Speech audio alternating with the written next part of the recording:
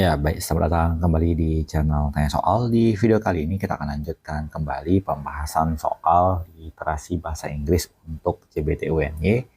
Dan apabila kamu membutuhkan referensi pembahasan soal lainnya, kamu bisa klik playlist yang sudah kita cantumkan di kolom deskripsi. Dan terima kasih buat kamu yang sudah mensupport channel ini dengan cara like, subscribe, dan juga men-share informasi channel ini kepada teman-teman yang lain.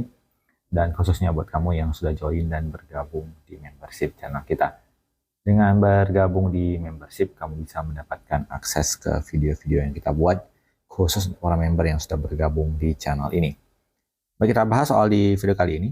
Tentunya kalau kita jumpai sebuah wacana, di mana wacana ini digunakan untuk biasanya 5 soal. Jadi kita tentunya akan mengupayakan supaya bisa memahami makna ataupun arti dari wacana tersebut, sehingga bisa menjawab apa yang ditanyakan. Kita terjemahkan dengan terjemahan yang seadanya dulu. Di wacana ini disebutkan bahwa yang pertama adalah we can think e-money as an electronic store of monetary value on a prepaid card or an electronic device, often a mobile phone that may be widely used for making payment. Jadi kita bisa menganggap bahwa e-money, uang elektronik, adalah suatu media penyimpanan nilai keuangan ya, pada kartu prabayar ataupun perangkat elektronik, biasanya adalah berupa handphone yang dapat digunakan untuk melakukan pembayaran. The store value also represent an enforceable claim against the e-money issuer. Jadi nilai yang tersimpan, nilai uang yang tersimpan tersebut dapat digunakan juga untuk mengklaim terhadap orang ataupun pihak yang menerbitkan e-money ini. Its customer can demand at any time to be repaid the funds they use to purchase e-money. Jadi pelanggannya dapat meminta kapan saja supaya uang yang mereka gunakan untuk membeli uang elektronik dapat di-refund, dikembalikan. Atau maksudnya ketika kita membayar, itu bisa digunakan untuk melakukan pembayaran seperti itu. Kemudian kalimat berikutnya dapat kita terjemahkan, e-money is already a vital part of daily life. Berarti uang elektronik sudah merupakan bagian yang sangat vital dalam kehidupan sehari-hari dari seperti miliaran orang, terutama bagi orang-orang yang ada di negara berkembang. Salah satu dari alasan tersebut adalah kurangnya akses terhadap sistem perbankan. Seperti yang ditunjukkan pada diagram tersebut, persentase yang tinggi dari populasi dari negara-negara Afrika Timur sekarang menggunakan uang elektronik. Nilai ini sangat penting bagi perspektif makro finansial, keuangan makro. Diperkirakan bahwa 2/3 dari kombinasi seluruh populasi orang dewasa di Kenya, di mana M-Pesa sepertinya mata uang mereka, mencapai derajat yang tinggi dari pasar. Jadi Rwanda, Tanzania, dan Uganda juga menggunakan uang elektronik secara reguler, secara teratur.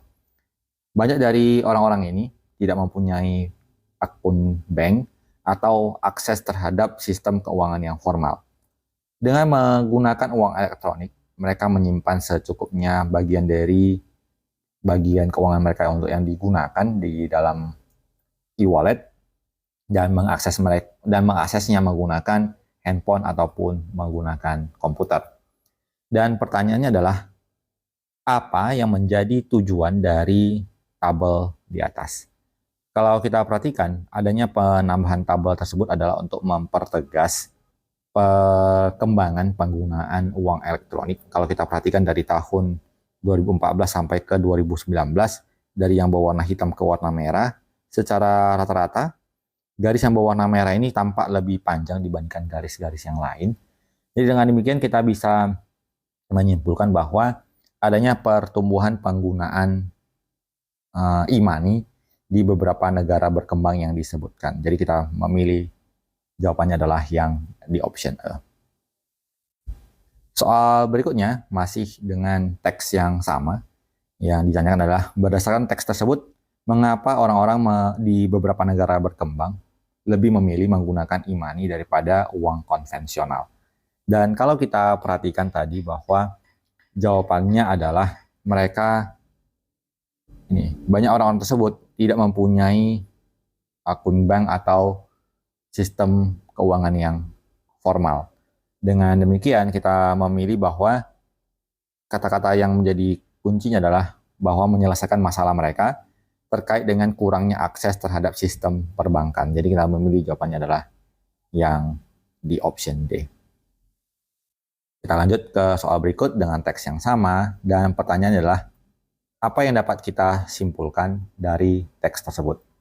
Yang di bagian A, Asian countries sama sekali tidak dibahas di permasalahan ini ya. Jadi memang ada beberapa negara Asia yang disebutkan, tapi secara umum kalau teksnya ini lebih cenderung membahas apa yang terjadi di negara-negara, terutamanya di negara Afrika Timur. Jadi rasanya kurang tepat.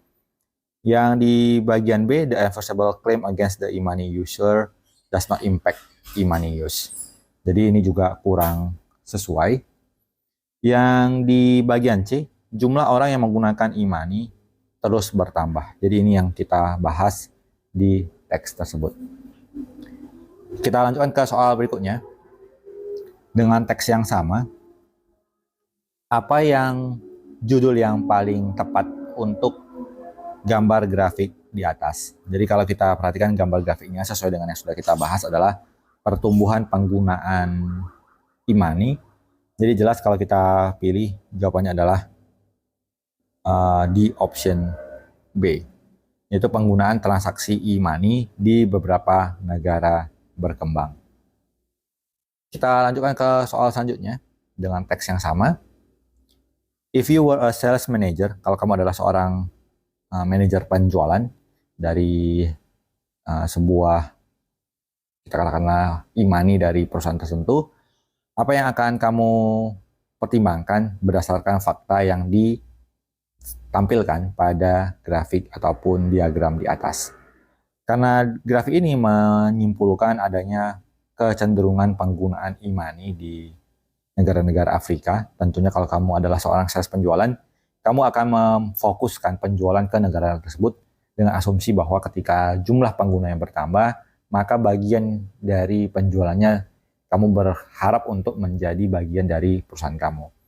Jadi kalau kita memilih jawaban untuk soal tersebut adalah melakukan promosi penggunaan e-money di negara-negara tersebut, sehingga berharap mereka beralih dari mungkin yang sudah menggunakan e-money dari suatu perusahaan beralih ke e-money dari perusahaan yang kamu wakili.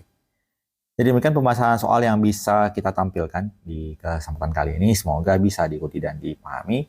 Semoga bermanfaat dan tentu saja sampai jumpa di video pembahasan selanjutnya.